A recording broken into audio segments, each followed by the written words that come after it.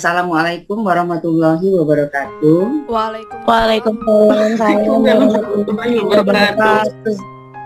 Oke, hari ini perkuliahan kita minggu ke-6 tanggal 20 Oktober 2021. Di mana minggu kemarin saya menyampaikan tentang kemampuan organisasi-organisasi bertahan ya. Hari ini ada sedikit kelanjutan dan materi berikutnya. Oke, langsung aja. Organisasi kehidupan tingkat ekosistem.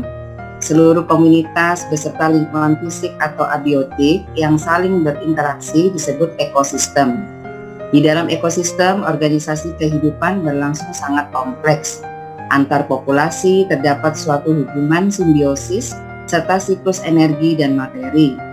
Satuan organisasi kehidupan dalam ekosistem terdiri atas individu, populasi, komunitas, ekosistem, dan biosfer. Urutan satuan-satuan makhluk hidup dalam ekosistem dari yang kecil sampai yang besar. Pertama adalah individu. Istilah individu berasal dari bahasa Latin yaitu in yang berarti tidak dan dividus yang berarti dapat dibagi. Adi individu adalah makhluk hidup yang berdiri sendiri yang secara fisiologis bersifat bebas atau tidak mempunyai hubungan dengan sesamanya. Individu juga disebut satuan makhluk hidup tunggal, misalnya seorang manusia, seekor hewan, atau sebatang pohon. Yang kedua adalah populasi. Populasi adalah sekelompok makhluk hidup dengan spesies yang sama, yang hidup di suatu wilayah yang sama dalam kurun waktu yang sama pula.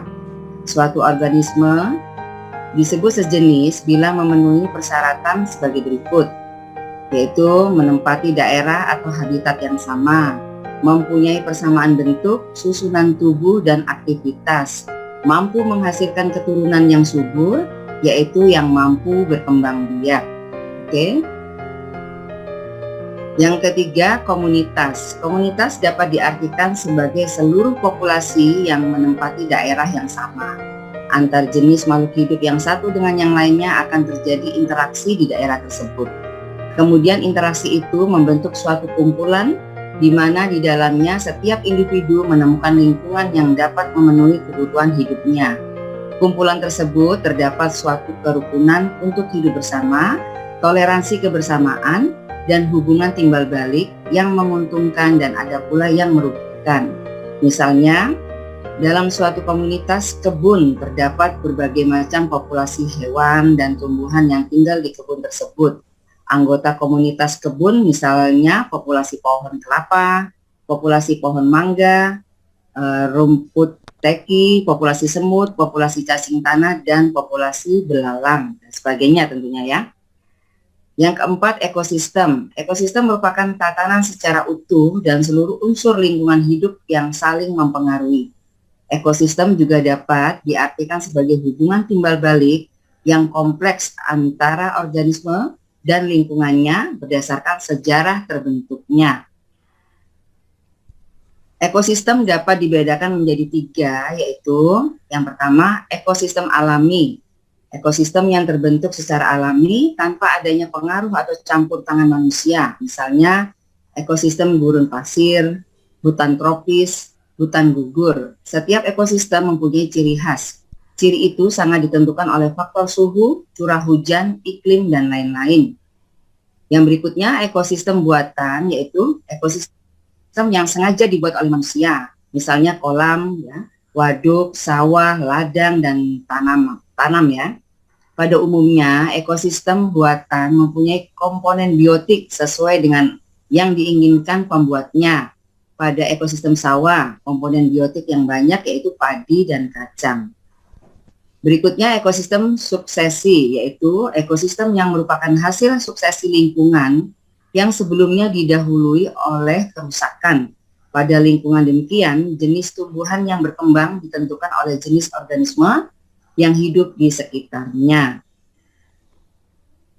Yang kelima adalah bioma. Bioma merupakan sekelompok ekosistem daratan pada sebuah benua yang mempunyai struktur dan ketampakan atau fisionomi vegetasi yang sama. Yang Terakhir, biosfer. Biosfer adalah kumpulan dari semua ekosistem yang terdapat di permukaan bumi ini. Ada pula ahli yang menyatakan bahwa biosfer adalah tempat beroperasinya ekosistem. Jadi, tidak di seluruh bagian bumi ini terdapat ekosistem, sebab hanya daerah yang terdapat kehidupanlah yang dapat disebut ekosistem. Berikutnya kita masuk ke perubahan organisasi dan keorganisasian. Di sini definisi dari perubahan organisasi adalah suatu proses di mana organisasi tersebut berpindah dari keadaannya yang sekarang menuju ke masa depan yang diinginkan untuk meningkatkan efektivitas organisasinya, sedangkan perubahan keorganisasian untuk bisa bertahan hadapi tantangan yang krisis yang tidak terduga, organisasi harus memiliki strategi baru. Strategi baru tersebut adalah tentang beradaptasi secara konstan untuk berubah dalam lanskap yang terus berubah. Organisasi harus menerima perubahan dengan mensyaratkan metode baru, memaksa para pemimpin untuk memahami peran dan tanggung jawab organisasi. Mengarah pada efektivitas. Pada dasarnya, semua perubahan yang dilakukan oleh organisasi diarahkan untuk meningkatkan efektivitas organisasi dengan tujuan mengupayakan perbaikan kemampuan organisasi dalam menyesuaikan diri, menghadapi perubahan lingkungan, juga perubahan perilaku anggota organisasinya. Dalam mengelola perubahan, organisasi harus memfokuskan diri untuk meningkatkan kemampuannya dalam memanfaatkan tantangan dan peluang yang muncul. Artinya, organisasi membutuhkan perubahan perilaku manusia dan perubahan proses untuk berhasil. Disinilah organisasi membutuhkan peran manajemen perubahan, khususnya mengelola akibat-akibat yang dimungkinkan terjadi ketika perubahan berlangsung.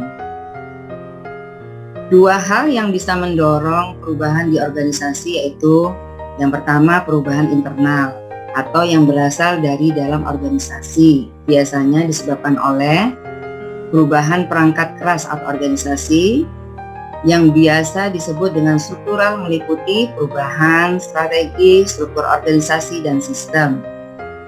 Yang berikutnya perubahan perangkat lunak organisasi atau perubahan kultural yang meliputi perubahan perilaku manusia dalam organisasi, kebijakan sumber daya manusia, dan budaya organisasi. Yang kedua, perubahan eksternal atau yang berasal dari luar organisasi, seperti perubahan teknologi yang semakin terintegrasi ke dalam sistem. Untuk diketahui bahwa setiap perubahan organisasi harus merangkul semua komponen organisasi termasuk struktur, strategi, sistem, dan perilaku manusia di dalamnya. Ini dimaksudkan agar efektivitas perubahan bisa meningkat, menjadikan organisasi dinamis dalam menghadapi perkembangan zaman. Adapun langkah yang harus diambil agar perubahan dapat diterima dan dipahami oleh semua pihak, maka kita perlu menjalankan setiap langkahnya dengan benar. Adapun langkah-langkah tersebut meliputi sosialisasi. Tahap pertama yang harus dilakukan dalam memulai perubahan adalah melakukan sosialisasi ke semua stakeholder yang melaksanakan dan mereka akan terdampak oleh perubahan. Kita perlu menjelaskan hal-hal mendasar tentang perubahan, termasuk alasan mengapa kita harus berubah. Berikutnya, pemahaman. Melalui sosialisasi, semua orang yang diharapkan memiliki pemahaman yang sama akan pentingnya perubahan yang dilakukan oleh organisasi. Pelaku perusahaan haruslah memahami alasan mengapa perubahan itu dilakukan dan apa manfaat serta pengaruh perubahan itu bagi mereka secara pribadi maupun bagi perusahaan. Berikutnya, komitmen. Setelah mendapatkan sosialisasi dan pemahaman, seluruh anggota organisasi diminta untuk memiliki komitmen agar perubahan dapat terwujud. Implementasi merupakan poin terpenting ya, agar perubahan dapat berjalan sesuai dengan rencana organisasi. Perubahan hanya terjadi ketika komitmen yang disepakati dilaksanakan secara nyata. Berikutnya, komunikasi. Implementasi dapat berjalan dengan komunikasi yang efektif dan intens untuk memastikan jalannya perubahan. Berikutnya, evaluasi. Tindak lanjut berupa evaluasi atau audit dilakukan sebagai langkah pengawalan agar perubahan yang terjadi sesuai dengan yang diharapkan, dan jika perlu dilakukan tindakan koreksi. Bagaimana menciptakan perubahan? Yaitu mengidentifikasi peluang dan membangun platform baru untuk mengkolaborasi diperlukan agar perubahan di organisasi benar terjadi. Saat ini perubahan sistem menjadi isu besar bagi organisasi bisnis. Masalah yang kita hadapi akan terus meningkat dan semakin kompleks. Karenanya, kita membutuhkan suatu pendekatan yang sistematik jika ingin membuat perubahan yang diperlukan. Orang-orang dan organisasi pun kini semakin tertantang untuk menemukan panduan atau pedoman yang dapat mereka gunakan untuk membuat perubahan sistem. 6 strategi Jitu untuk menciptakan perubahan sistem di organisasi. Yang pertama, merangkul semua karyawan. Jika Anda ingin perubahan terjadi, maka Anda harus memiliki semua sumber daya yang mendukungnya. Dalam beberapa kasus itu bisa berarti waktu, biaya, atau keterampilan SDM. Waktu adalah atribut khusus yang dibutuhkan oleh karyawan. Jika kita ingin mereka menggunakan waktu untuk menyelesaikan pekerjaan sekaligus meluangkan waktu untuk melakukan perbaikan, kita harus benar-benar memberi mereka waktu yang cukup. Yang kedua, menemukan peluang. Berdasarkan sifatnya, sistem itu kompleks dan kita tidak akan pernah tahu di mana dan kapan mereka akan berubah. Kita harus belajar dan terus belajar untuk memahami kondisi dunia. Ini akan membantu kita menemukan peluang. Kita perlu melakukan pemetaan untuk menganalisa lanskap bisnis. Yang ketiga, menyelaraskan visi dengan sistem. Terkadang kita tidak menyadari bahwa semua upaya yang kita lakukan telah mengarah pada penyelesaian masalah yang sedang kita hadapi. Kita sering terjebak dengan cara-cara kita saat ini dalam melakukan sesuatu.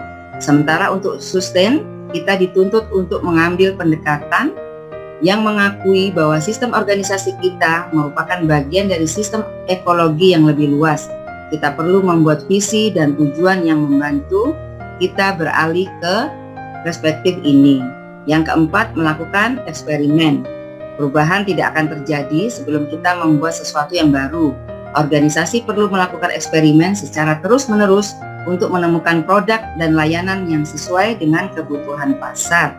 Yang kelima, menciptakan platform inovasi. Menciptakan inovasi baru atau proyek percontohan tidak akan membuat perubahan sistem terjadi. Kita harus memiliki platform pendukung yang mampu mempercepat skala dan jangkauan perubahan, yaitu dengan menghubungkan aktor dan fungsi yang berbeda sehingga ide dan inovasi yang radikal bisa bergabung dan membantu mengubah sistem. Sedangkan yang terakhir, komunikasi yang efektif. Untuk membuat perubahan, kita perlu narasi baru untuk karyawan.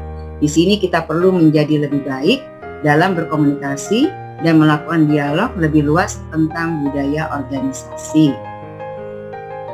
Demikian yang bisa saya sampaikan tentang bagaimana organisasi bertahan dan bagaimana organisasi melakukan perubahan-perubahan. Sampai di sini, apa yang saya sampaikan bisa dipahami? Bisa, Bu. Oke ya. Jadi organisasi yang baik adalah organisasi yang mau mengikuti zaman. Karena kalau kita tidak bergerak atau melakukan perubahan, maka organisasi tersebut akan tertinggal. Di sini ada perubahan organisasi, yaitu proses organisasi berpindah dari keadaan yang sekarang menuju keadaan yang lebih baik. Perubahan keorganisasian untuk menghadapi tantangan, kita harus memiliki strategi baru. Sementara ada 6 strategi menciptakan perubahan di organisasi, yaitu yang seperti Bu Zakia sampaikan di depan, yaitu merangkul semua karyawan atau SDM, menemukan peluang, menyelaraskan visi dan sistem, melakukan eksperimen, melakukan platform inovasi, dan terakhir adalah komunikasi yang efektif. Jika memakai 6 strategi tersebut untuk menciptakan perubahan, insya Allah organisasi tersebut akan lebih sukses. Ya, demikian dari saya. Kalau jika tidak ada pertanyaan lagi, kita lanjutkan minggu depan dengan materi yang berbeda.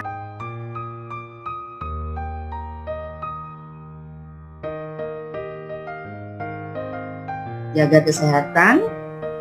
Saya cukupkan. Wassalamualaikum warahmatullahi wabarakatuh.